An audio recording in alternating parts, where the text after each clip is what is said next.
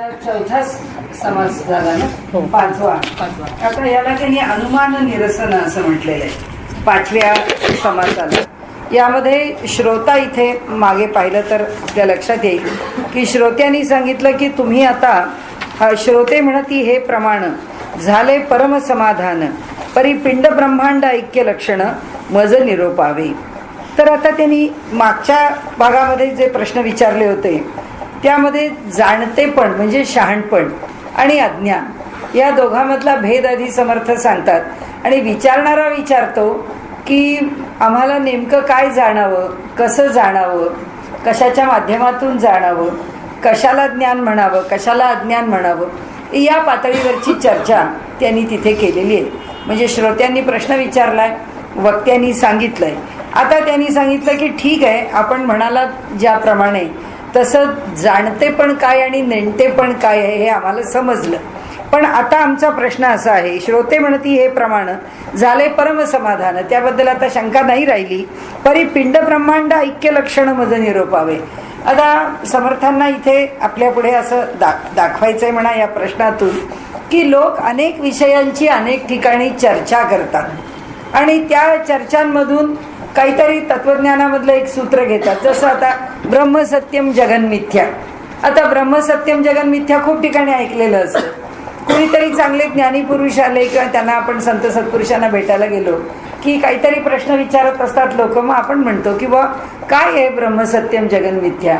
आपल्याला काही फार त्याची पार्श्वभूमी माहीत नसते, पण शब्द कानावर पडलेले असतात. आपल्याला असं वाटतं या माणसाकडनं हे समजून घ्यावं.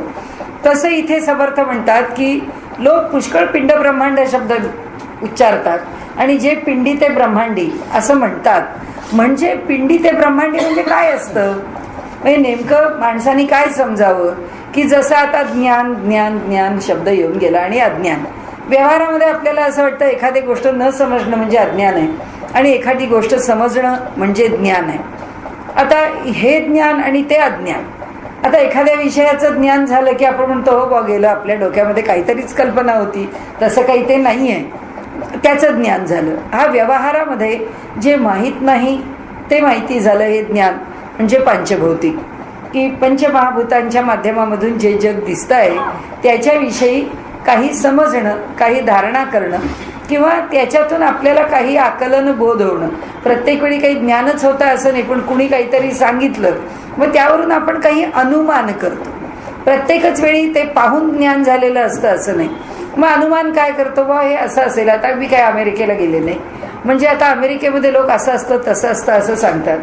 आता आपण जेव्हा टी व्हीवरती काहीतरी पाहतो तेव्हा आपण तिथली काहीतरी गोष्टी पाहत असतो, तर आपण म्हणतो की बा हे असं असं असावं, ते तसं असावं, की हे काय होतं हे त्याच्याविषयीचं अनुमान करणं.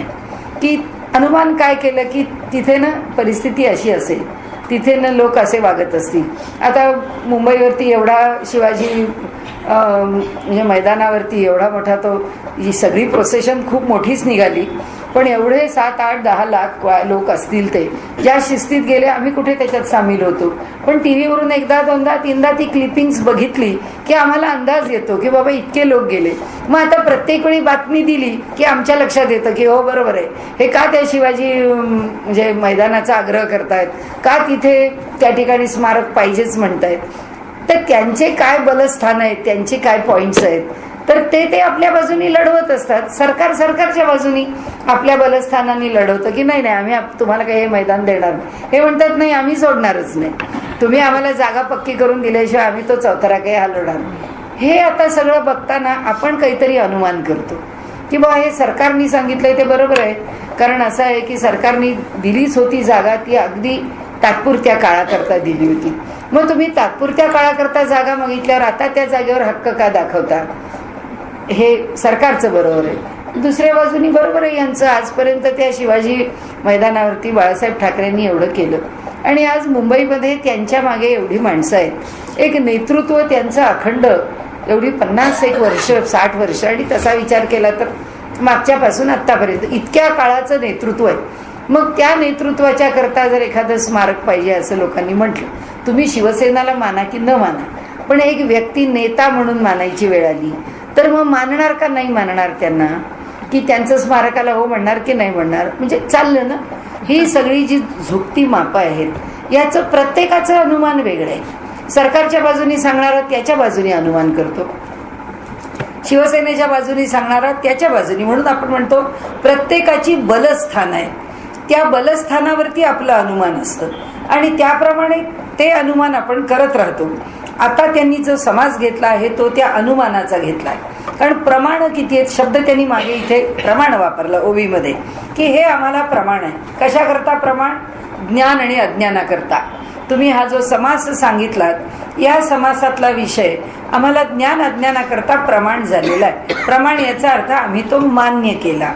तुम्ही ज्या पद्धतीने त्याची मांडणी केली ती मांडणी आमच्या मनाला रुचली आणि आम्ही ती मान्य केली. म्हणून आता इथे काय झालं, श्रोते म्हणती हे प्रमाण झाले परमसमाधान. तुम्ही ज्या पद्धतीने समजावून सांगितलं त्या पद्धतीने आम्हाला अगदी समाधान झालेलं आहे, आम्हाला मान्य आहे तुम्ही जे म्हणता ते. परी पिंड ब्रह्मांड ऐक्य लक्षण मध निरोपावे. परंतु ह्या दोघांमध्ये ऐक्य आहे हे आम्हाला तुम्ही दाखवून द्यावं. त्याचं कारण असं आहे की तुम्ही इथे अनुमानाने प्रमाण दिलं नाही, तुम्ही इथे प्रत्यक्षाने प्रमाण दिलं. प्रत्यक्षाने तुम्ही म्हणालात की हे त्याला ब्रह्मज्ञान होईल, त्याचं जन्ममरण चुकेल, त्यांनी असं केलं तर त्याला हा अनुभव येईल. म्हणजे सांगताना जे दिलेलं आहे ते स्वतःच्या प्रचितीवरून त्यांनी तिथे जो विषय मांडला आहे की हा स्पष्ट आहे, हे असंच असणार, हे असंच दिसणार, याचं फल हेच असणार. आता इथे अनुमानाला जागाच नाही आहे. त्यांनी त्यांच्याकडून एकास एक असं आहे त्याचं उत्तर असं आहे, हे असं आहे त्याचं उत्तर असं आहे. आता पिंड म्हणजे आमचा देह किंवा व्यष्टी आणि समष्टी. व्यष्टी म्हणजे व्यक्ती आणि समष्टी म्हणजे सगळं ब्रह्मांड, जेवढं आम्हाला दिसतं आहे आणि जे आम्हाला दिसत नाही आहे ते. व्यष्टी आम्हाला नक्की दिसते आहे, आमच्या ठिकाणी चैतन्य आहे हे आम्हाला नक्की माहिती आहे, कारण त्याच्याशिवाय हा देह काही काम करू शकत नाही. आता समष्टी, आता ह्या समष्टीमध्ये हे जी सगळं चराचर सृष्टी आहे त्यात आम्हाला दोन्ही दिसतं. म्हणजे व्यष्टी म्हणजे आपल्या इतकं त्याच्यामध्ये चैतन्य कुणातच दिसत नाही. म्हणजे कसं, वाघ आहे, खूप सामर्थ्य दिले, माणसापेक्षा प्रत्येक प्राण्याला काहीतरी विशेषता ही माणसापेक्षा कितीतरी पट अधिक दिलेली आहे. म्हणजे त्याला जर कळलं ना, फक्त आपल्या घरातल्या कुत्र्याला जरी कळलं की याला मी मारू का किंवा याने मला त्रास दिला आहे, तर त्याला त्याच्या शक्तीची जाणीव झाली तर तो आपल्याला फाडून खाईल. आपल्याकडे ताकदच नाही आहे त्याच्या एवढी, आणि त्याच्यासारखी नखं नाहीत, त्याच्यासारखे दात नाहीत, त्याच्यासारखा हल्ला करता येत नाही. सिंहाच्या ठिकाणी केवढी, तो तर राजाच आहे वनाचा, हत्तीच्या ठिकाणी केवढी, वाघाच्या ठिकाणी केवढी. ते सगळे हिंस्र श्वापदही, जे हत्ती हिंस्र नाही आहे पण ही बाकीची जी हिंस्र श्वापद आहेत ती आपल्या आपल्या परीने चांगली मोठी शिकार करून खातात आणि त्यांच्याकडे अचाट सामर्थ्य आहे. तरी सुद्धा वाघाची शिकार करण्याचं कौतुक माणसालाच आहे. सिंहाची शिकार फारशी केली जात नाही पण वाघाची शिकार तर केलीच जाते. आणि मग हत्ती आहे, मग बाकीचे सगळे प्राणी आहेत. या प्रत्येक प्राण्याच्या ठिकाणी काही ना काही वैशिष्ट्य आहे, पण त्या प्राण्याला माणसासारखी बुद्धी नाही आहे.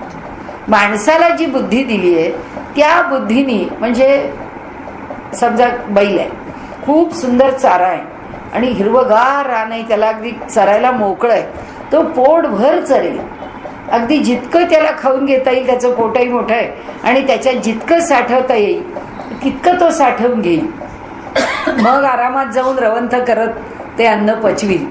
पण त्याला ही बुद्धी नाही आहे की आता आज हा हिरवा चारा मिळालाय, उद्या इथे असेल का नसेल, 1-2 पेंड्या बांधून घरी घेऊन जाऊ. तो काही 2 पेंड्या बांधून घरी घेऊन जात नाही.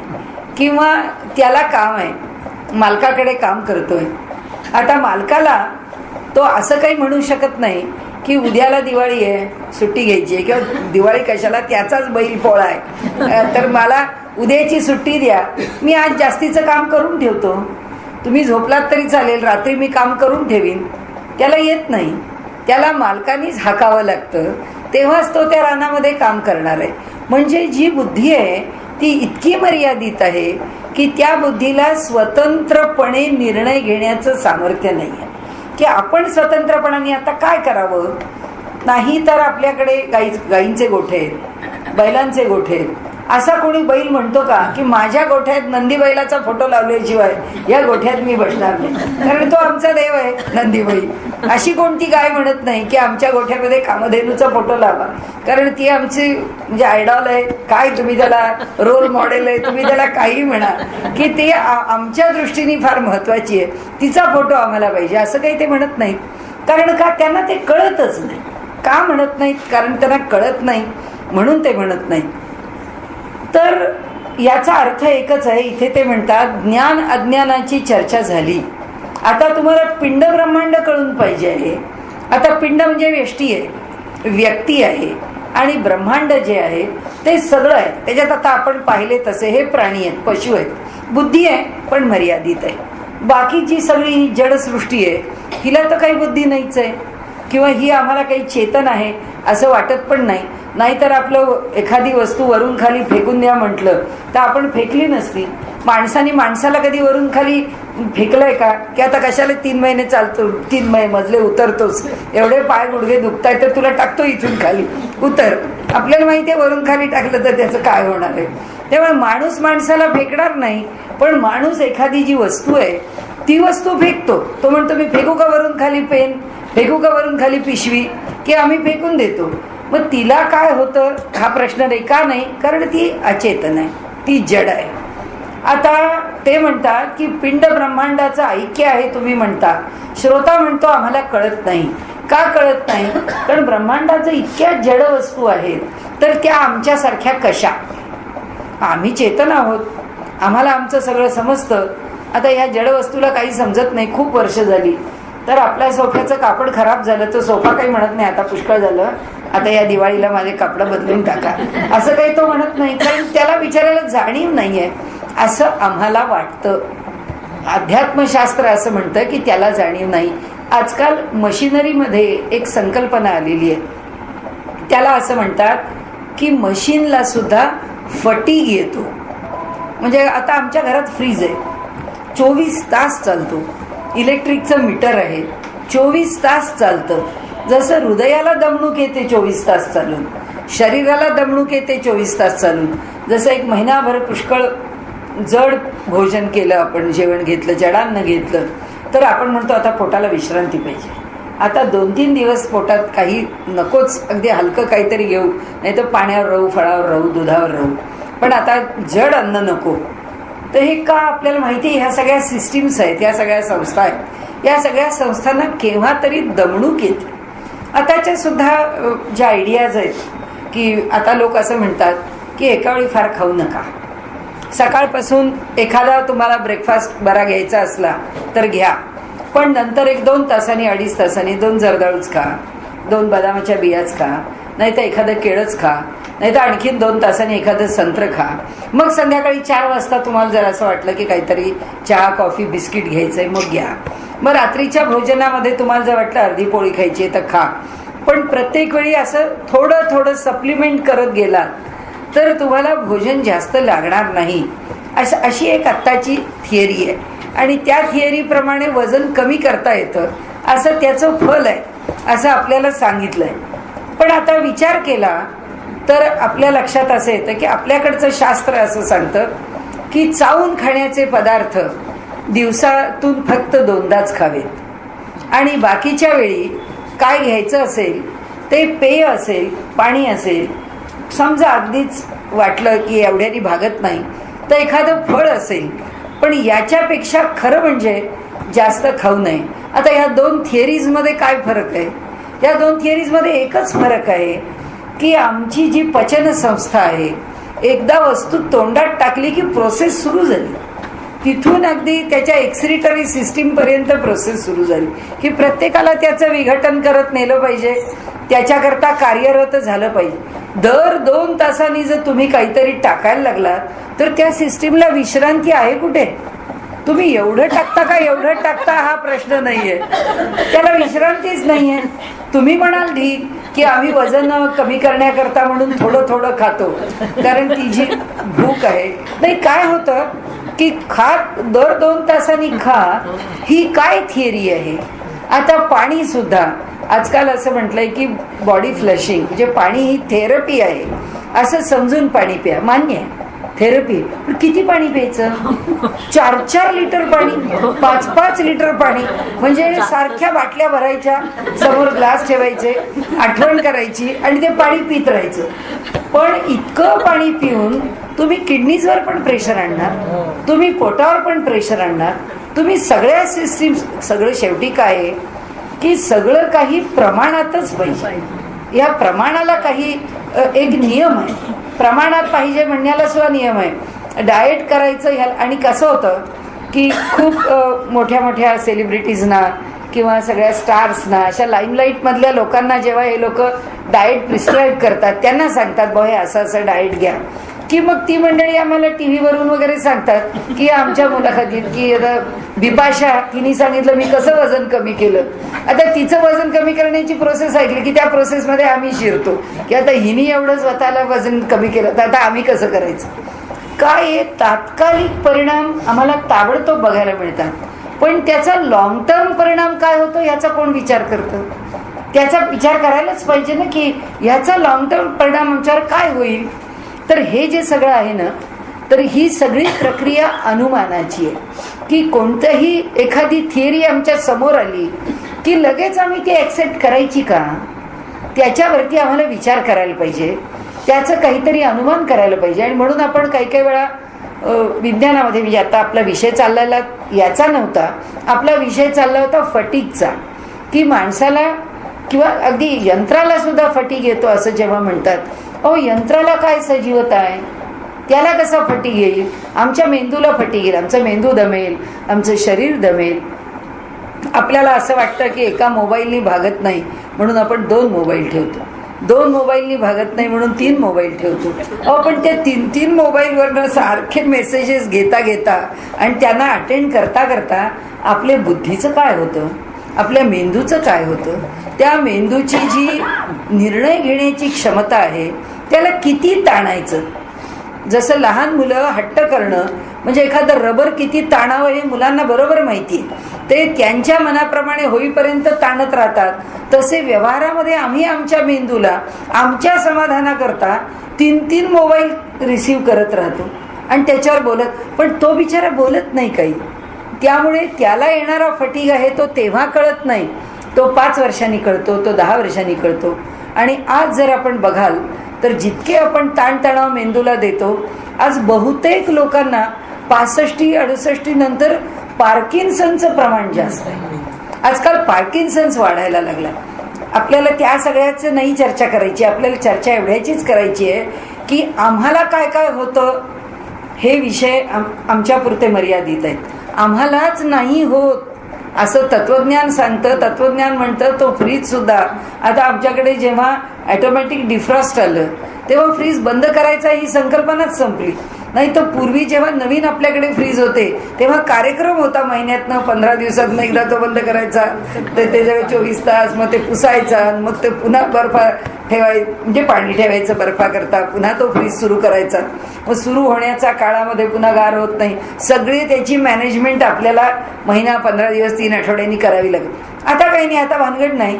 आता ते खाली ट्रेमध्ये पाणी मध्यंतरी पडत तरी होतं, आता तर कुठे पाणी पण पडत नाही, तो ऑटोमॅटिकली वर्षाचे 12 महिने वर्षानुवर्ष तो चालत राहतो. असं म्हणतात की त्या मशीनला सुद्धा फटीग येतो.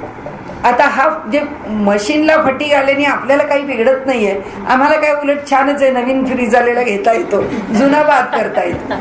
आपला मुद्दा याचा आहे की ते जर निर्जीव आहे तर त्याला फटीग कसा येतो, फटीग येतो कशामुळे. तर त्यांनी अलीकडच्या शास्त्रांनी असं म्हटलंय की नाही, प्रत्येक निर्जीव वस्तूला सुद्धा काही चेतना आहेच. म्हणजे आमच्या योग वासिष्ठामधला हा तो पूर्ण चर्चेचा विषय आहे. त्यांनी त्याच्यात कशाची चर्चा केली आहे, त्यांनी असं म्हटलंय की आम्हाला जी वस्तू आत्तावरून निर्जीव दिसते तिच्यामध्ये असणारी जी चेतना आहे ती कार्यकारी नाही म्हणून आम्ही तिला जड म्हणतो, पण वास्तविक पाहता ती वस्तू सुद्धा चेतनच आहे. आता जसं आपण म्हटलं तसं की पशुच्या ठिकाणची चेतना आमच्या इतकी तरतरीतपणाने काम करत नाही. त्याच्या फक्त ज्या गरजा आहेत तेवढ्यापुरती कार्यकारी आहेत, बाकीच्या बाबतीत कार्यकारी नाही आहे. वनस्पतीची चेतना त्याच्यापेक्षा कमी कार्यकारी आहे, की जितकी पशूंची आहे तितकी त्यांची नाही आहे. असं करत झाडपाला आपण भोजन घेतो, त्यांची सुद्धा चेतना, त्यांच्या ठिकाणी सुद्धा जे परिणाम देणं आहे ते परिणाम देणं सुद्धा त्यांच्या मर्यादेत आहे. तेवढ्या मर्यादेत ते परिणाम देतात, त्याच्यापेक्षा अधिक परिणाम देत नाही. इथे समर्थ आम्हाला असं सांगतात की तुम्ही प्रश्न विचारला त्याची खोच काय आहे मला माहिती आहे. तुमच्या मते तुमच्या ठिकाणी जर चेतना आहे आणि ब्रह्मांडामध्ये जर सर्व वस्तूंच्या ठिकाणी चेतना नाही, काही थोड्या वस्तू थोडी चेतना प्रकट करताना जर आम्हाला दिसतात, तर तुम्ही पिंड ब्रह्मांड ऐक्य आहे हे कसं म्हणता? हा प्रश्न आहे. प्रश्न तो आहे. आता त्याचा पहिला मुद्दा काय आहे? सगळं जग पांचभौतिक आहे. म्हणजे पिंड ब्रह्मांड एक आहे, त्याचा पहिला मुद्दा जो आहे ते सगळंच पंचमहाभूतापासून तयार झालेलं आहे. आम्ही पण पंचमहाभूतापासून तयार झालो. सगळं बाकीचं चेतन आणि जड, बाकीचं आम्ही पाहतो ते जग पण पंचमहाभूतांच्या पासूनच तयार झालेलं आहे. तर आता त्यांना आम्हाला असं सांगायचंय, इथे अनुमान निरसन, ह्याचं नावच अनुमान निरसन असा समास त्यांनी म्हटलेला आहे. आता हे अनुमान निरसन कशा करता? तर ते म्हणतात श्रीराम, पिंडासारिखी ब्रह्मांड रचना नये आमुच्या अनुमाना प्रचित पाहता नाना मते भांबावती. म्हणाले आता पिंड म्हणजे आम्ही जसे आहोत तशी काही आम्हाला सृष्टी दिसत नाही, कारण हे रिफाईंड मॉडेल आहे. आणि सृष्टीतली बाकीची जी मॉडेल्स आहेत जी आम्हाला बघायला मिळतात ती आमच्या इतकी रिफाईंड नाही आहेत. मग आता जे बांबू आहे तर बांबूच्या ठिकाणी त्या जी टिकण्याची त्याची ताकद, वाकण्याची त्याची ताकद आणि त्याच्या ठिकाणी दीर्घकालपर्यंत त्याचे लाभ देण्याची ताकद, किती वेळा पाण्यात घाला तरी सुद्धा बांबू काही लगेच सडायला लागत नाही. लाकडापेक्षा बांबू वेगळा. म्हणजे लाकडाचं फर्निचर इथून फेकलं तर चालणार नाही, पण बांबूचं फर्निचर इथून खाली टाकलं तर ते चालेल. प्रत्येकाला जे गुणधर्म आहेत. तर ते म्हणतात इथे की आम्हाला त्याचं पिंडासारखी ब्रह्मांडाची रचना आहे नये आमुच्या अनुमाना, आम्हाला आमच्या तर्काने काही हा सिद्धांत मान्य करता येत नाही. प्रचित पाहता नाना मते भांबावती. आम्ही जर प्रचिती घ्यायला गेलो तर एकासारखं नाही. हिऱ्यासारखं माणिक नाही, माणकासारखा पाचू नाही, पाचूसारखं गोमेद नाही, गोमेदासारखा पुष्कराज नाही. प्रत्येक खड्यामध्ये दगडामध्ये पुन्हा फरक आहे. मग हा फरक आम्ही का पाहतो? मग आम्हाला अनुमान करता येत नाही. हे जर पांचभौतिकच आहे तर मग हे अनुमानाच्या पलीकडे का जातं? मते भांबावती. प्रचित पाहता आम्ही जर शोधू गेलो तर आम्ही भांबावतो. म्हणजे आम्ही एक जरी स्पेसी घेतली, एक आंबा घेतला, एक हापूसच घेतला, तरी सुद्धा हापूसच्या पानांमध्ये फरक मिळतो, हापूसच्या आंब्यामध्ये फरक मिळतो, एका झाडाच्या आंब्यामध्ये सुद्धा आकारात फरक मिळतो. ते म्हणाले असं कसं होतं मग जर सगळं एकसारखं आहे तर? जे पिंडी त्याची ब्रह्मांडी ऐसी बोलावयाची प्रौढी, हे वचन घडीने घडी तत्वज्ञ बोलती. अहो म्हणाले तत्वज्ञ ज्ञानी पुरुष आहेत किंवा जे तत्वचर्चा करतात ते सारखं वचन घडीने घडी म्हणजे पुन्हा पुन्हा तेच वचन ऐसी बोलावयाची प्रौढी असं म्हणाले. फार सन्मानाने बोललं जातं की जे पिंडी त्याची ब्रह्मांडी, जे पिंडात आहे ते ब्रह्मांडात आहे असं म्हणाले. पुन्हा पुन्हा सांगितलं जातं, मोठ्या सन्मानाने सांगितलं जातं, आग्रहाने सांगितलं जातं, प्रचितीचं आहे म्हणून सांगितलं जातं. तत्वचर्चा करणारे तर या सूत्रावरती पुष्कळ चर्चा करतात. पिंड ब्रह्मांड एक रहाटी ऐसी लोकांची लोकधाटी परी प्रत्ययाचे परिपाटी तगो न सके. पण म्हणाले पिंड आणि ब्रह्मांड एक रहाटी एकाच नियमाने बांधलेले आहेत. ऐसी लोकांची लोकधाटी असं लोक सुद्धा म्हणतात. लोकधाटी लोकांच्या बोलण्यामध्ये सुद्धा असाच विषय आहे. लोकांना सुद्धा याची मान्यता आहे. परी प्रत्ययाचे परिपाटी, पण प्रत्ययाच्या परिपाठामध्ये जे पुन्हा पुन्हा जर प्रत्ययाचा विचार केला तर काय लक्षात येतं? म्हणाले तगो न सके. हे जे तत्वज्ञान आहे की पिंडी ते ब्रह्मांडी हे टिकू शकत नाही, हा पूर्वपक्ष आहे. तर स्थूल सूक्ष्म कारण महाकारण हे चारी पिंडीचे देह जाण, विराट हिरण्य अव्याकृत मूळ प्रकृती हे खूण ब्रह्मांडीची. आता हे लक्षात ठेवण्याचा विषय आहे की आमच्या देहाचे 4 प्रकार कोणते. हा स्थूल देह, त्याच्या आतला सूक्ष्म देह, त्या सूक्ष्माच्या पलीकडचा कारण देह आणि कारणाच्या पलीकडचा महाकारण देह. स्थूल देह आम्हाला दिसतो, ह्याच स्थूल देहामध्ये सूक्ष्म देह राहतो. ज्या सूक्ष्म देहाचा प्रत्यय आम्हाला स्वप्नात येतो, ज्या सूक्ष्म देहाचा प्रत्यय आम्हाला मनाच्या पातळीवरच्या काही व्यवहारामध्ये येतो, कधी त्याचा प्रत्यय ध्यानामध्ये येतो, आम्हाला येत नाही, ज्याचा फार अधिकार आहे त्याला येतो, आणि जो त्या विशिष्ट पद्धतीने ध्यान करतो त्याला येतो, म्हणजे तो ध्यान करतो आहे. तेव्हा त्याचा सूक्ष्म देह म्हणजे अंतरंगामध्ये देहाची स्थिती काय आहे याचं त्याला दर्शन होतं. त्या ध्यानाचं तो एक विशिष्ट जेव्हा आलंबन घेतो तेव्हा आमचा सूक्ष्म देह कसा आहे याचं त्याला दर्शन होतं. ध्यानामध्ये आणखीन सूक्ष्मता आली तर त्याचा जो मूळ देह आहे किंवा त्याचं जे चैतन्य आहे, तो जीवात्मा आहे, तो चैतन्य काही लिंग देहाच्या सहित, कारण त्याशिवाय त्याला दिसणार नाही, तो बाहेर पडतो आणि बाहेरून हा देह पाहतो. म्हणजे जो बाहेर पडतो तो देह पुन्हा सूक्ष्म आहे आणि तो ह्या देहाला पाहतो. शंकराचार्यांच्या सारखे सुद्धा हा स्थूल देह ठेवतात आणि सूक्ष्म देहाने निघून जातात. आपल्याला त्याच्या चरित्रातला प्रसंग माहिती आहे.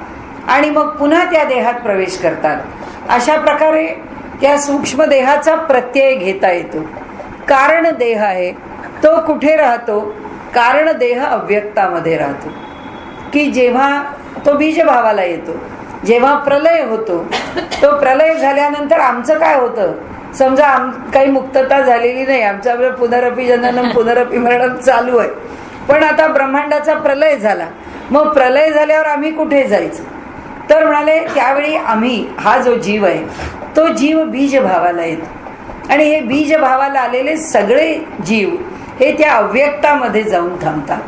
तर अव्यक्तामध्ये ज्या देहानी राहतात तो देह कारण आहे.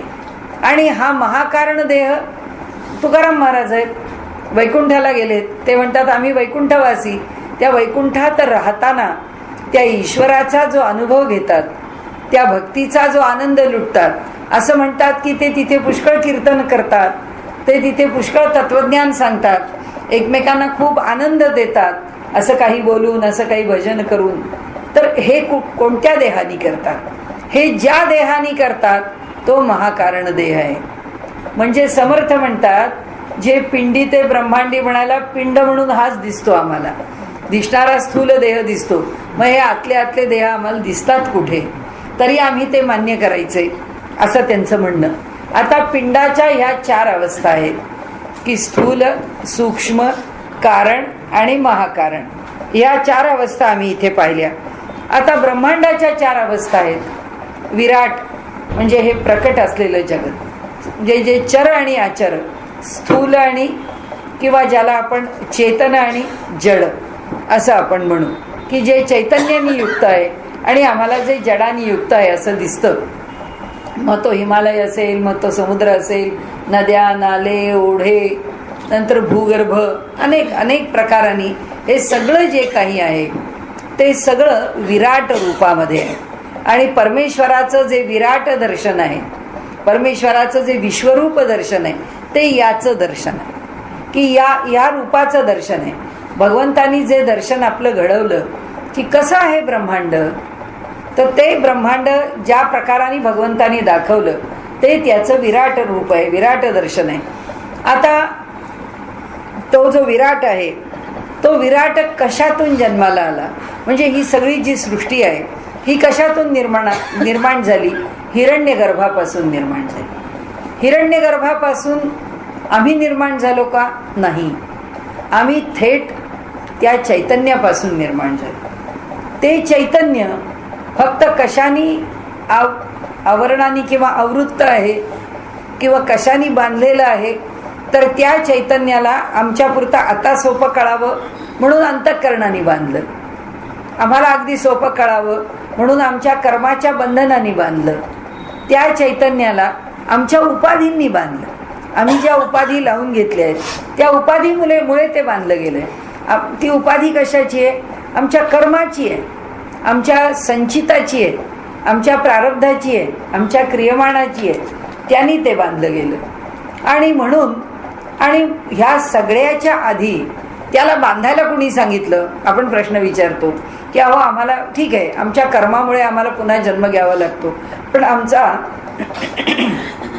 जो कोणता पहिला जन्म असेल तेव्हा कुठे कर्म होतं?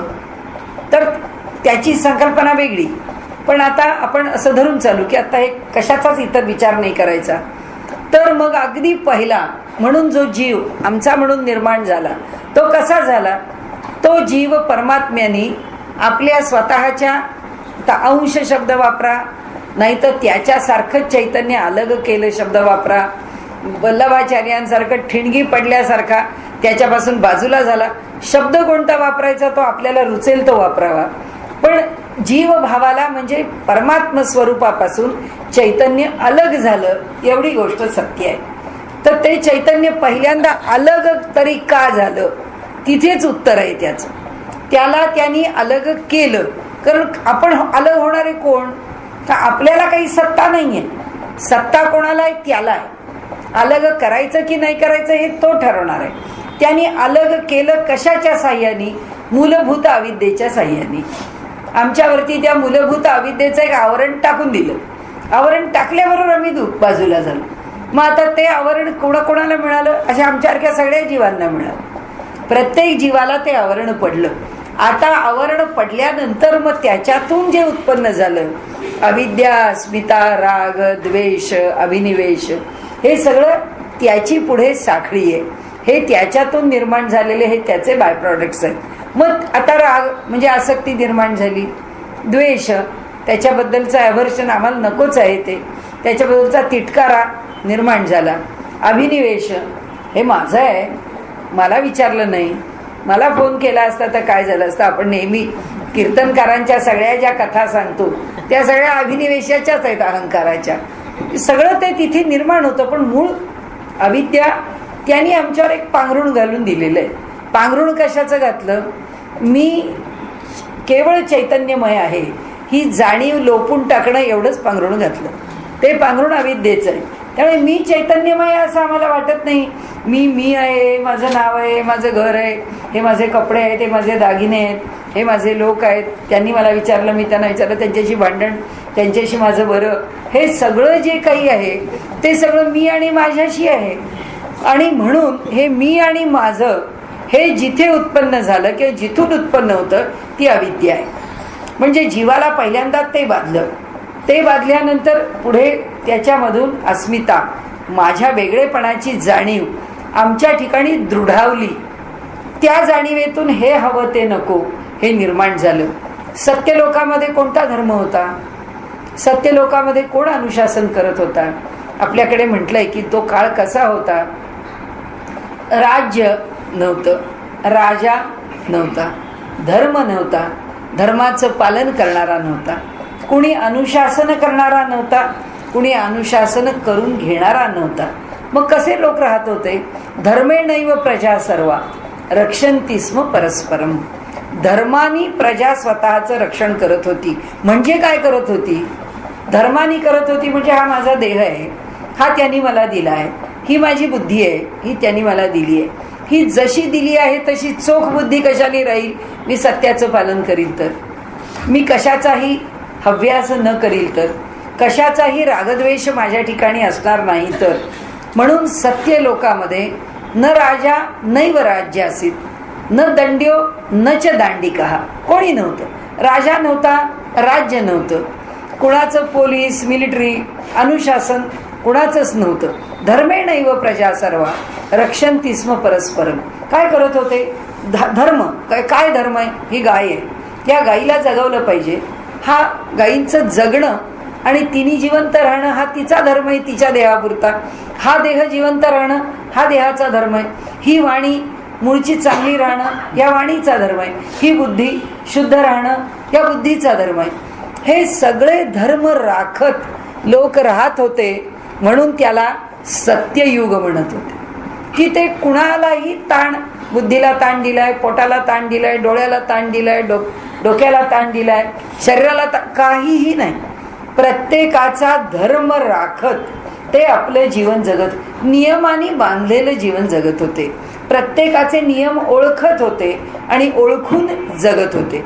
हळूहळू काय झालं, याचा कंटाळा आला मानवाला.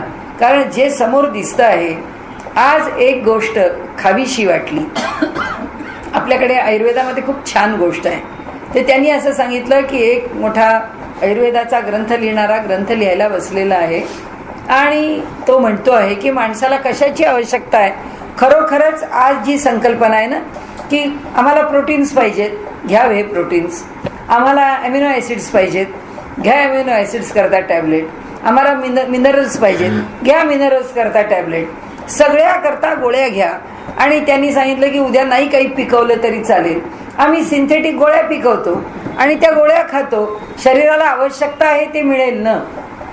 तर त्या नुसत्या गोळ्यांनी शरीर पुष्ट नाही होऊ शकणार, ते नाही नुसतं जगू शकणार.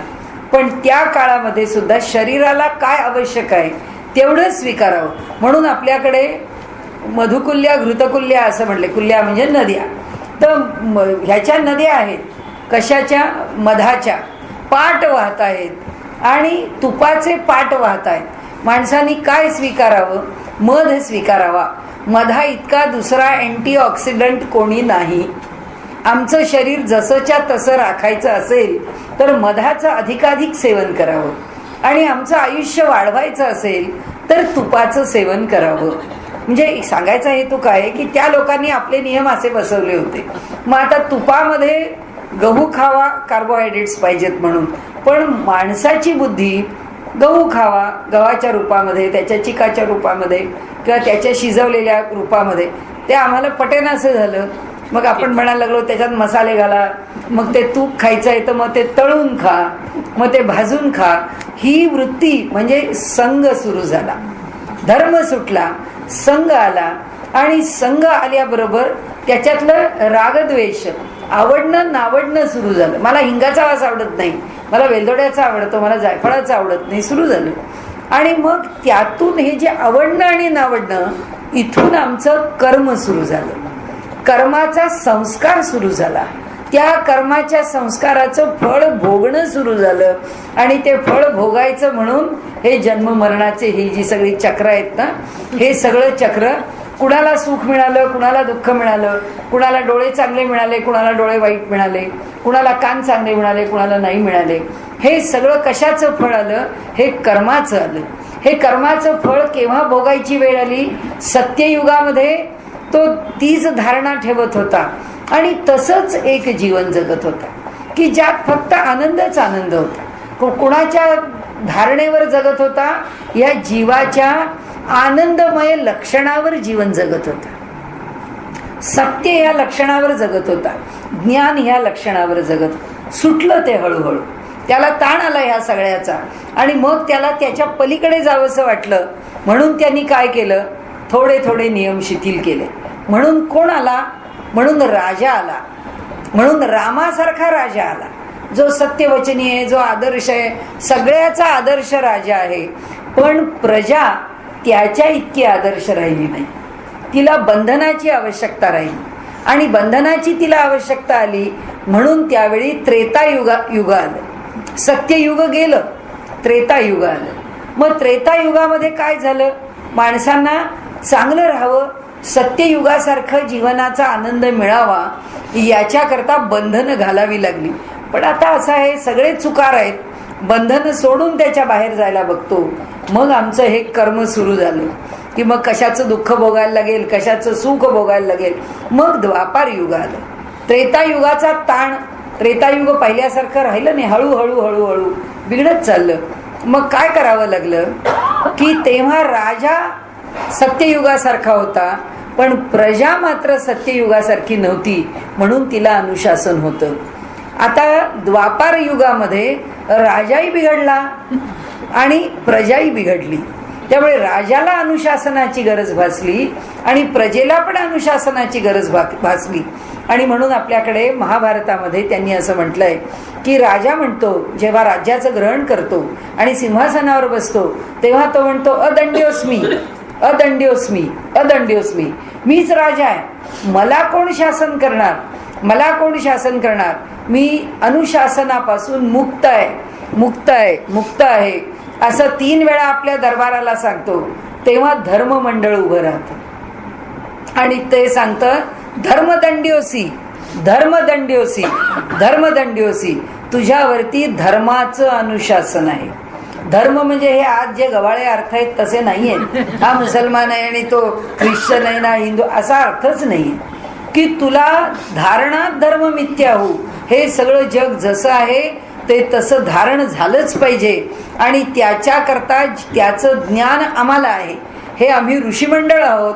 हे ऋषीमंडळ कशा करता आहे, तर हे जग जसं आहे तसं टिकावं, ते आनंदात राहावं. ते कारण आत्म्याचा गुण काय, आनंद हा गुण आहे. आणि म्हणून या जगामध्ये दुःख भोगायला जे भगवंतांनी पाठवलं नाहीये, दुःख भोगणं हे आमचं कर्तृत्व आहे आणि त्या दुःखात सुद्धा आनंद वाटणं हे त्याचं आमच्यावरचं कृपाछत्र आहे, त्याची कृपा आहे. मनुष्य बेडरिडन असतो पण तरी सुद्धा तो म्हणतो नाही आता न सगळं माझं ऍडजस्ट झालेलं आहे, ह्या स्थितीमध्ये सुद्धा मी आता बरं आहे, मी आता माझ्या त्या फावलर बेडवरती वर खाली तेवढी मुवमेंट माझी मला करता येते, लोक माझं करून कुठून आलं. इतकी अवस्था कठीण असताना सुद्धा मी सुखात आहे म्हणायला, देह सुखात नाही, डोळ्याला नाही तर आमचा स्टीव्हन हॉकिन्सनच्या पुस्तकांच्या मधून त्यांनी जे काय अवस्था आहे त्याची, आता तर अवस्था फार कठीण आहे. काहीच मुवमेंट नाही, काहीच शरीरात शिल्लक नाही, तरी सुद्धा पुस्तकावर पुस्तकं लिहितो, त्याचा आनंद मिळवतो. कुठून? आनंद देणारा स्रोत आत्मा आहे आणि दुःख भोगायला लावणारं आमचं कर्तृत्व आहे, आमचं कर्म आहे की जे आम्हाला दुःख भोगायला लावतं. आणि त्यामुळे आम्ही जे प्रश्न विचारतो ना, आमचा पहिला जन्म कोणता, म्हणून हे एवढं आपण त्याचा विचार केला की प्रचिती काय आहे. आम्हाला सुखदुःखाची प्रचिती येते पण ती कुणी आणून दिली, आमची आम्ही आणून घेतली. आणि मग सगळं कर्म काही भोगून संपत नाही. मग कलियुग आलं, त्या त्रेतायुगानंतर द्वापार युग आलं. तो राजाही भ्रष्ट आहे म्हणून तर त्या द्रौपदीचं वस्त्रहरण केलं. प्रजाही भ्रष्ट आहे, अर्थस्य पुरुषो दासा असं म्हणून भीष्माचार्यांसारखे गप्प बसले. काय म्हणावं त्याला, उत्तरच नाही आपल्याकडे. एवढ्या सत्पुरुषांनी अर्थस्य पुरुषो दासा म्हणावं, मग काय होईल. आता असं सुद्धा द्वापार युग बरं असं म्हणण्या इतकं कलियुग वाईट आलं की ज्याच्यामध्ये राजा भ्रष्ट, प्रजा भ्रष्ट, आचार भ्रष्ट, विचार भ्रष्ट, वासना भ्रष्ट, भ्रष्टतेशिवाय दुसरं काही नाही. मग हे हळूहळू कमी होतं, मग पुन्हा सत्ययुग येतं वगैरे वगैरे. या पद्धतीने आम्हाला कर्म भोगावं लागतं. आता आमचं कलियुग संपलं आणि ही चौकडी संपली आणि आम्ही काही मुक्त झालो नाही, आम्हाला पुन्हा पुन्हा जन्म घेतच राहावे लागले. पण आता जो प्रलयच झाला तर आम्ही काय करायचं, कुठं जायचं. त्यावेळी ह्या सृष्टीमध्ये आम्हाला बीज भावाला आणलं जातं आणि आम्ही आमच्या सगळ्या कर्माच्या सहित जे काय आमचं संचित आहे ते सगळं संचित आणि तो जीव हे सगळं एकदम त्याची मायक्रोचिप होते आणि ते सगळे आम्ही त्या अव्यक्तामध्ये जाऊन बसतो. मग आता पुन्हा केव्हा येतो जन्माला, जेव्हा पुन्हा सृष्टी सुरू होते. मग सृष्टी सुरू झाल्यानंतर आता आमची लायकी काय आहे त्याप्रमाणे त्या काळात आम्हाला जन्म येतो. आम्ही सत्यलोकात जन्माला येण्याच्या लायकीचे जर समजा कलियुगापर्यंत चांगला अभ्यास करत झालो तर ते आम्हाला सत्ययुगात नेतात. मग सत्ययुगात चांगली बुद्धी ठेवून आम्हाला परमात्मा प्राप्तीची इच्छा होऊन आम्ही परमात्म्याशी एकरूप होतो. तसे आम्ही नसलो तर वाट बघत बसतो त्रेतायुग कधी येईल. त्यातल्या जनतेच्या लायकीचे असलो तर तेव्हा येतो, नाही तर द्वापारात, नाही तर पुन्हा कलीची वाट पाहत बसतो. आणि म्हणून आपल्याकडे मध्वाचार्यांनी नरकाच्या परी आणि नरक कायम मानलाय. आता त्याच्या चर्चा सोडून द्या, पण आपल्याला सांगायचा हेतू एवढाच आहे की आमचा पहिला जन्म कोणता, पहिला जन्म कोणता नाही. पहिल्यांदा भगवंतानी आम्हाला जीव भावाला अविद्येच्या आवरणाने आणलं आणि त्या आवरणाच्या पुढे आमची अस्मिता कार्यकारी झाली. ती अस्मिता कार्यकारी होताना आम्हाला पूर्ण कर्माचं स्वातंत्र्य देऊन परमात्म्याने पाठवलंय. त्याने तुम्ही बिघडा म्हणून स्वातंत्र्य नाही दिलं, तुम्ही सुधरा म्हणून स्वातंत्र्य दिलंय. पण आम्ही ते कसंही वापरलंय. आणि म्हणून राग, द्वेष, अभिनिवेश या तिघांच्या मधून आम्ही आमचं कर्म घडवत गेलो आणि त्या कर्माप्रमाणे आम्ही जन्माला येत राहिलो. त्यामुळे जन्माला घालणारा दुसरा कोणी नाही आहे, आमचंच कर्म आहे. ते जर संपलं नाही तर आम्ही पुन्हा बीजभावाला जातो. म्हणजे आम्ही कुठे जातो? आम्ही तिसऱ्या देहात जातो, म्हणजे कारण देहात जातो. आणि जो मुक्त होतो पण ज्याला परमेश्वराशी एकरूप होऊन संपून जायचं नसतं, तो महाकारण देहात राहतो आणि भगवंताची भक्ती करत राहतो. तो म्हणतो मला त्यातच आनंद आहे, मला ते भगवंताशी एकरूप होण्यामध्ये काही आनंद नाहीये. तर आता इथे आपलं चाललंय कशा करता की ह्या जीवाकरता हे 4 देह आहेत, स्थूल, सूक्ष्म, कारण आणि महाकारण. आता सृष्टीकर्ता कोणते आहेत? विराट हे जे प्रकट आहे सृष्टीचं रूप, त्याच्यानंतर हिरण्यगर्भ. त्या हिरण्यगर्भापासून सगळं जन्माला आलेलं आहे. कोण कोण? देव पण. म्हणजे विष्णूची उत्पत्ती कुठून झाली? हिरण्यगर्भापासून झाली. हिरण्यगर्भापासून सगळी शास्त्र, हिरण्यगर्भ योगस्य प्रोक्ता न अन्य पुरातना, असं महाभारतकारांनी सांगून टाकलेलं आहे की सगळे ईश्वराला जोडले जाणारे जेवढे म्हणून मार्ग आणि पंथ आहेत ते सगळे हिरण्यगर्भापासून निर्माण झाले. म्हणजे 33 कोटी देव त्याच्यापासून निर्माण झाले. सगळे सगळे अगदी आधी नारायण सुद्धा हिरण्यगर्भापासून निर्माण झाले. सगळे निर्मिती ही देवतांची, श्रेष्ठांची, अलौकिकाची, सगळी स्वर्ग, कैलास, वैकुंठ सगळे हिरण्यगर्भातून आहे. म्हणून देव जेव्हा दर्शन देतो तेव्हा तो प्रकाशरूप हिरण्यगर्भ म्हणजे तेजरूप आहे. म्हणून देवतांचं दर्शन हे तेजरूपामध्ये आहे. आणि म्हणून देवता जर फार आपल्या तेजानिशी प्रकट झाली तर भक्ताला तिला पाहण्याचं सामर्थ्य राहत नाही. तो हिरण्यगर्भ आहे. त्याच्या पुढे अव्याकृत. पुन्हा आमचीच थिअरी, आम्ही कारण देहात जाऊन पडतो ना. आता हा कुठे जाऊन पडतो? हे सगळं जे विश्व ब्रह्मांड आहे किंवा सगळ्या देवता आहेत त्या, या सगळ्या देवता वायुरूप होऊन त्या अव्याकृत म्हणजे प्रकटीकरणाला न आलेली स्थिती. जीवाला अव्यक्त आहे आणि ब्रह्मांडाला अव्याकृत आहे.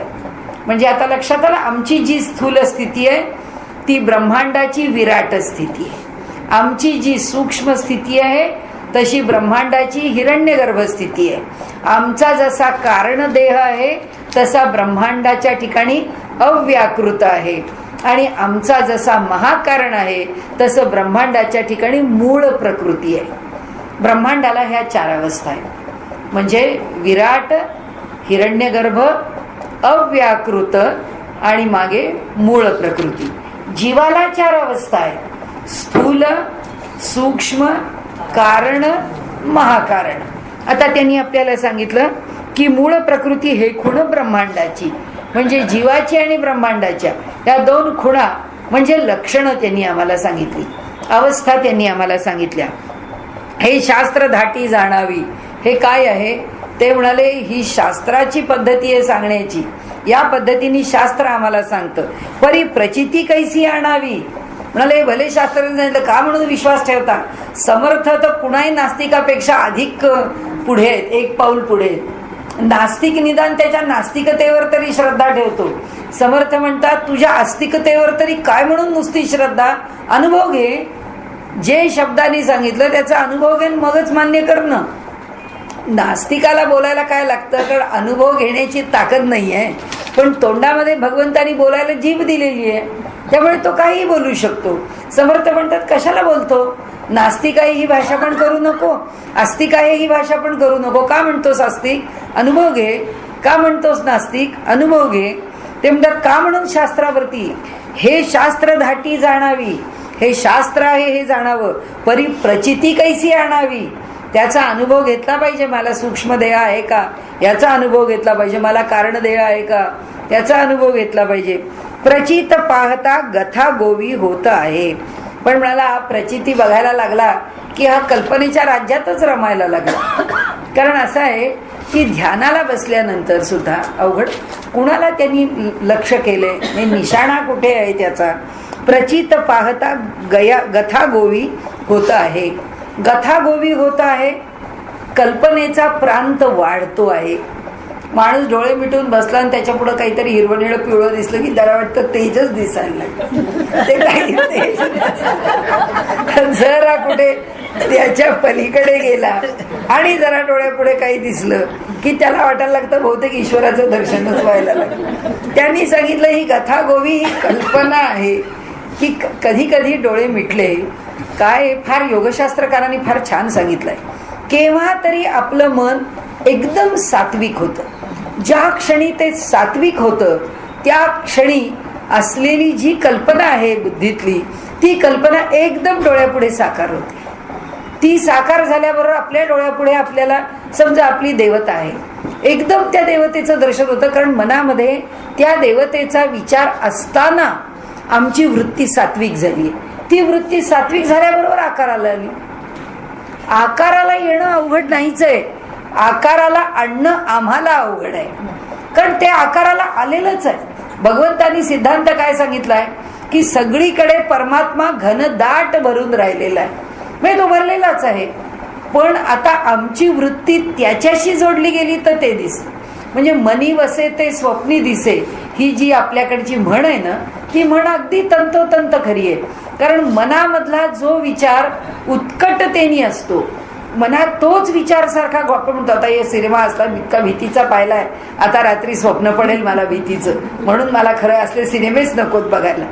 असं का होतं? कारण आम्ही झोपलो तरी सुद्धा जे पाहिलं आहे ते इतक्या जी एकाग्रता वृत्तीची असते ना, किंवा एखाद्या ठिकाणचा तो संस्कार पक्का दृढ होण्याची स्थिती असते ना, तो जो संस्कार इतका दृढ होतो की तो दृढ झाल्यामुळे आमची वृत्ती त्या एका विचारावर एकाग्र होते. आणि जिथे एकाग्रता येते तिथे प्रकटीकरण येतं, ती वृत्ती प्रकट होते. म्हणून आम्हाला ते स्वप्न पडतं आणि आपण म्हणतो बघा काही मनात सुद्धा नव्हतं पण पडलं बा असं स्वप्न. आपल्याला कल्पनाही नसते की आपली वृत्ती कशाशी एकाग्र झाली आहे. आणि म्हणून ध्यानाचा प्रत्यय सत्य आहे असं हे म्हणत नाहीत. हे लोक म्हणतात प्रचिती तेव्हाच की जेव्हा तुम्ही आम्ही बोलतो असा जेव्हा तो आमच्या समोर उभा राहील, जेव्हा तुमच्या आमच्यासारखा तो दिसेल, ती खरी प्रचिती. मला असं स्वप्न पडलं, मला असं दिसलं, मला असा भास झाला. आपल्याला पण होता. आपण एखाद्या देवता मंदिरात गेलो, आपलं मन एकदम भाऊक होतं. कारण मनाचे भाव आहेत, वृत्ती आहेत, तरंग आहेत, इतकं भाऊक होतं. डोळे मिटून आपण बसलो तर क्षणभर एकाग्र होतो. मिटलेल्या डोळ्यापुढे ती मूर्ती तर दिसतच असते, पण नंतर सुद्धा क्षणकालानी तिथून पुढे गेल्यावर सुद्धा एखाद्या वेळेला डोळे मिटले की दर्शन होतं. आपण म्हणतो पहा आपल्याला मधनं डोळे मिटले की देव दिसतो. देव नाही दिसत आपल्याला. आपली ती जी वृत्ती आहे ती वृत्ती आहे, ती प्राकृतिक आहे, ती पांचभौतिक आहे. ध्यानातलं दर्शन सुद्धा पांचभौतिक आहे. म्हणून गोरक्षनाथांनी आपल्याला एक फार चांगलं सूत्र सांगितलंय, जो आगया सामने दे दे उसे तू छकड. ते म्हणतात डोळ्यासमोर ध्यानाला बसला आणि ध्यानात काहीतरी दर्शन होऊ लागलं तर जे दर्शन आहे त्या दर्शनावरती तू लुब्ध होऊन राहू नकोस. कारण आता काय होतं, आज डोळे मिटले, आपल्या डोळ्यापुढे बिंदू दिसायला लागला. आपल्याला वाटतं चला आपल्याला प्रकाशाचं दर्शन होत आहे. प्रकाश हे त्या ज्ञानाचं प्रतीक आहे. आता तो बिंदूच आपण धरून बसलो. आता डोळे मिटून बसलो, काल दिसला, परवा दिसला, आज बसलो बिंदू नाही दिसला. आता तो बिंदू दिसेपर्यंत आम्ही काही हालायला तयार नाही. आणि आमच्या डोक्याला ताप सुरू झाला की तो बिंदू का दिसत नाही. ते म्हणाले असा बिंदू दिसला म्हणजे ध्यान साधलं हे समजायचं कारण नाही. शेवटी ध्यानातलं दर्शन हे कुठेतरी वृत्ती दर्शनच आहे. आणि वृत्ती दर्शनाला आपल्याकडे गोरक्षनाथ म्हणतात, जे आलं त्याच्यापासून दूर जा. दूर जा याचा अर्थ तिथे अडकून पडू नको, की तेच दिसलं पाहिजे याच्याकरता अडकून पडू नको, दूर कर, दुसरं दिसेल. आता का त्याची उत्तरं पुढे आहेत म्हणून आपण आता त्याच्यावर जास्त वेळ घालवायला नको. की वृत्ती विरहित जे दर्शन आहे त्या दर्शनाची चर्चा केली आहे त्यांनी. तर आता इथे त्यांना जे म्हणायचंय की की प्रचिती पाहताना कल्पना उभी राहते, आपण कशाच्याच विषयी कल्पना उभी करू नये. जे दिसलं तिथे एक लक्षात घ्यावं, याचा अर्थ असा आहे की आपलं मन एकाग्र होऊ शकतं. याचा अर्थ असा आहे आपलं मन उत्कट होऊ शकतं. याचा अर्थ असा आहे आपलं मन प्रवाही होऊ शकतं. याचा अर्थ असा आहे आपलं मन व्यापक होऊ शकतं. याचा अर्थ असा आहे आपलं मन सूक्ष्म होऊ शकतं. कशाचाही प्रत्यय आहे. अंतःकरण सूक्ष्म झालं तरी प्रत्यय आहे, अंतःकरण व्यापक झालं तरी प्रत्यय आहे. अनेक प्रकारांनी प्रत्यय आहे. अनेक प्रकार, वृत्ती अनेक प्रकारांनी एकाग्र होऊ शकतं, वृत्ती अनेक प्रकारांनी सात्विक होऊ शकते. त्याचा जो प्रत्यय आहे तो प्रत्यय आम्ही घेतो. तर गथागोवी होत आहे म्हणजे इथे कल्पना हीच प्रचिती आहे. हा पहिला खड्डा आहे की जिथे आम्ही पडू. हा पहिला खड्डा आहे की आमच्या कल्पनेनीच आम्ही काही निर्माण करतो आणि मग आपल्याला असं होतं, तसं होतं, तसं होतं. माणूस सांगा नाही मला ते बरोबर त्याचं ज्ञान होतं. लोक पुष्कळ जण असतात की मला ते बरोबर त्याचा सेन्स येतो, मी बरोबर समजतो, मला त्याचं हे आहे. लोक सांगतात नाही नाही मला तो आदेश. एक गृहस्थ तर माझ्याकडे आले, ते मला म्हणाले मला माझ्या सद्गुरूंनी आदेश दिलाय की तुम्ही यांच्या घरी जा आणि यांच्याकडनं प्रस्तावना घ्या. मी म्हटलं की तुमच्या सद्गुरूंनी तुम्हाला आदेश दिला, पण माझ्या सद्गुरूंनी नाही मला आदेश दिला की तुमच्याकडे येतील त्यांना प्रस्तावना लिहून द्या. म्हटलं हो असं नसतं.